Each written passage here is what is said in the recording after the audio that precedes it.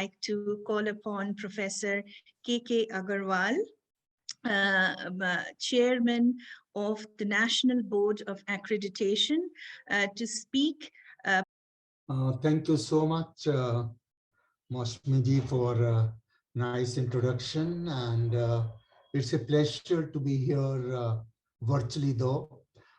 Let me first of all thank Professor Rajkumar for inviting me to this session to share my experiences with the great audience which we have, spanning 40 countries and 300 members. So it's a great forum, and OP Jindal Global University, which is hosting this conference of transnational workers in India this time, I think must be complimented for taking this initiative, and rightly so.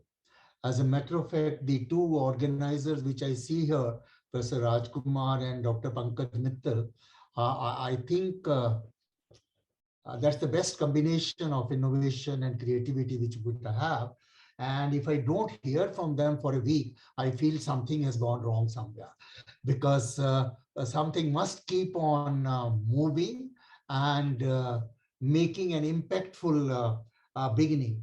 So I'm so happy that the two organizations and two individuals have come together to host this STAR conference. And I'm sure over the period of 3 days, you will really find the impact visible.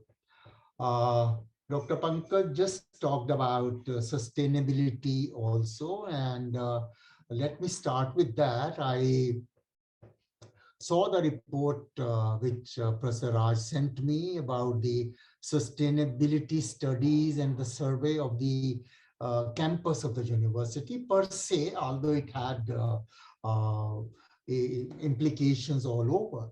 I mean, I was surprised to see almost every dustbin mapped and every electric point mapped, and things like that. The meticulous details in which that survey had been prepared. It's not that those details matter to the finding of the survey. According to me, those details matter to the students who were involved in the survey, that how details have to be captured, how micro details have to be captured. I have been many a times saying that in India particularly, but probably all over the world, we have macro managers who see the sky and forget about the ground. And then we have micromanagers who just keep on doing commas and full stops and forget about the totality of the situation. And unfortunately, very rarely we find a person who could be macro and minor and macro and micro at the same time, and thereby really give the leadership which you are kind of thing looking for. One of your great focus on the conference today is leadership, institutional resilience, and equity. And therefore, I'll talk about only these 3 points for some minutes. So I remember in one of my convocations, I said, I'm looking for leaders who could be micros on Mondays and macros on Tuesdays, and that could be perfectly fine with us. Because unless you have the, as they say, unless you can have the crow's view of the things and the snail's view of the things, you really don't find solutions. To find solutions to the problems, you must have crow's view and you must have snail's view. And if I talk back on that survey which Raj sent me, it had both. So that's my very pleasing studies which we have. Otherwise, we get either of the two, but not both. So thank you very much for taking up those things. And I have been following up this university from day one, practically, because I was in Haryana at that time when the university was set up. And the chancellor of the university, Mr. Naveen Jindal, was personally known to me as well as his father. So we had a family connection and looking forward to this university's growth. And I still remember having met Raj before he joined this university. He used to be in Hong Kong at the time, but the way he has developed this university, not only from the point of view of scale, but from the point of view of content and the spirit, makes me feel very happy that we still have brighter hopes in this country. Even the other day, I was having a meeting with the World Bank on the next project for technical education improvement. And there was some discussion about private universities and public universities and things like that. I said, please don't tell me that there is no quality in private. Number may be less, but peaks are almost equal now. So therefore, when I look to the quality of higher education, which ultimately will impact the leadership, it's not a governance structure at all which comes into picture. It's your mindset which comes into picture.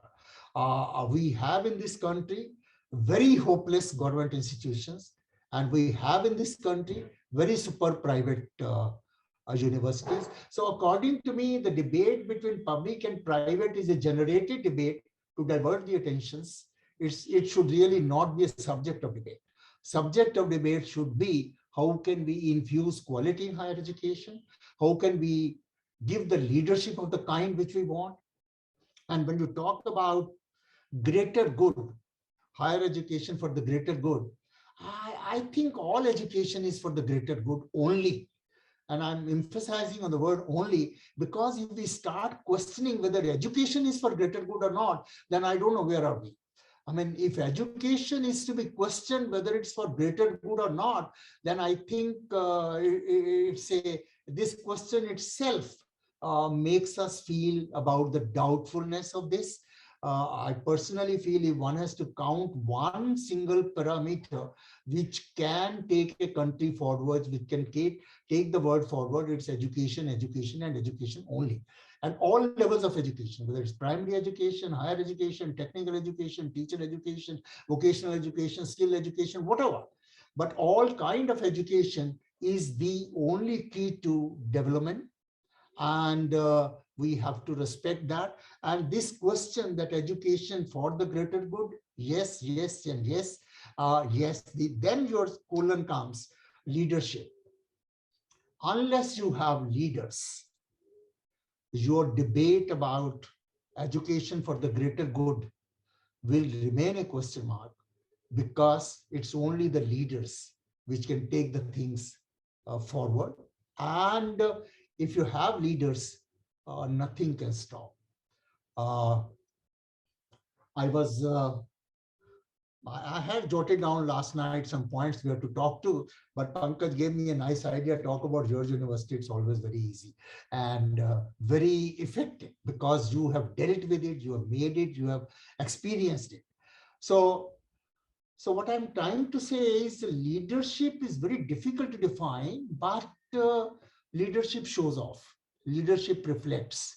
Uh, and to think of a good quality higher education institution without a good leader is practically impossible. Whatever you may talk about the team working and communication skills and collaboration and whatnot, you ought to have a good leader for a good high quality institution.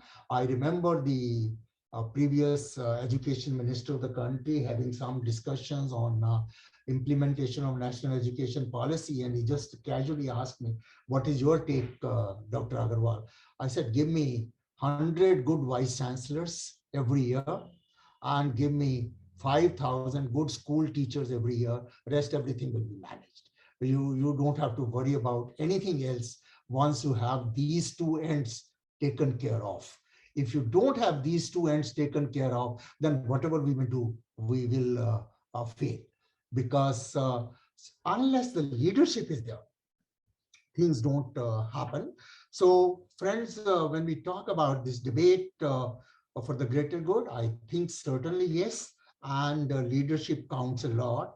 And when we talk about leadership, when I see in the context of this country, although it's an international platform, but nonetheless, all of us are always slaves to our own mindsets in some sense. When we talk about in this country, leadership is, and talking in context of higher education institutions, this policy, the national education policy to which Professor Sahasrabudhe also referred to, talks about two very great leadership incentives. One is autonomy to the institutions, and second is getting rid of affiliation system in the country. I have always believed that affiliation system is a system which allows you, I'm sorry for a strong statement, which allows you to do wrong things and shift it to the affiliating university. So you didn't own the responsibility fully. And because as National Board of Accreditation Chairman, when we talk about outcome-based education to the colleges, they say, sir, but how can we do outcome-based education? Our university defines the syllabus for us.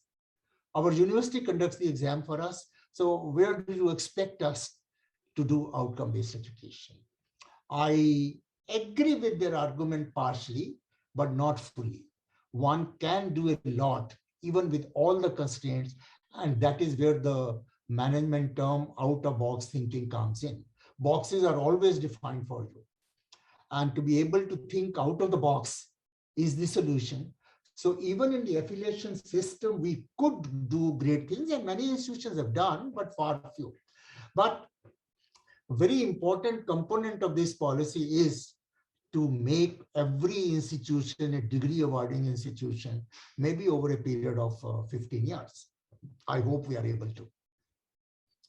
Because that will give a greater chance of exhibiting leadership to the heads of all institutions. And unless leadership is proven or demonstrated, it really does not affect the student community. You may be a great leader, but if you sleep with your great dreams and don't come out, then the community is not affected. Dr. Pankaj Mittal referred at length to the community connect with the universities. That's one thing which we really lack in this country, and lack very heavily. I mean, I've seen almost all good, highly ranked universities in the world do have local mayor on their governing bodies, because they believe local problems have to be attended to. Local studies have to be encouraged. And in our country, we want to stay away from local mayors because they create more problems than solutions. So local connect with the global ideas has to be one of the aims of the universities, which we sort of subconsciously shied away. I was in a university abroad, and they were trying to select a president for the university. And because I was there, so I asked them, what is your selection committee for the president? They told me 8 names, including 2 young teachers of the university. I mean, coming from India, I was surprised. How can young teachers select their own vice chancellor? So out of the curiosity, I said, I like to talk to those 2 young teachers for 5 minutes. I said, how come you want to select your president? They said, stakes are ours, sir.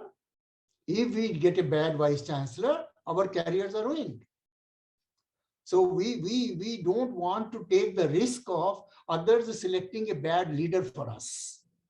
And that is why we want to put our stakes on record, and we want to make sure that we have the best available leader to lead us. Now, that's the kind of leadership we are looking for in the higher education. When you talk about the post-COVID scenario, I mean, I read a quote which makes a lot of sense. They say that the award for the best teacher 2020 should go to COVID, because COVID taught us more than any teacher has taught during the whole year. And that's a fact.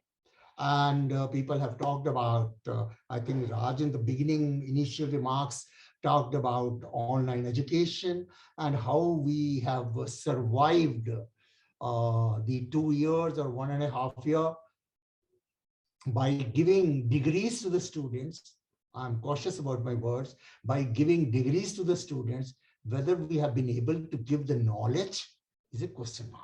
And share all your concern which you are discussing over the 3 days, and I'm sure of the success. Thanks a lot. Thank you once again.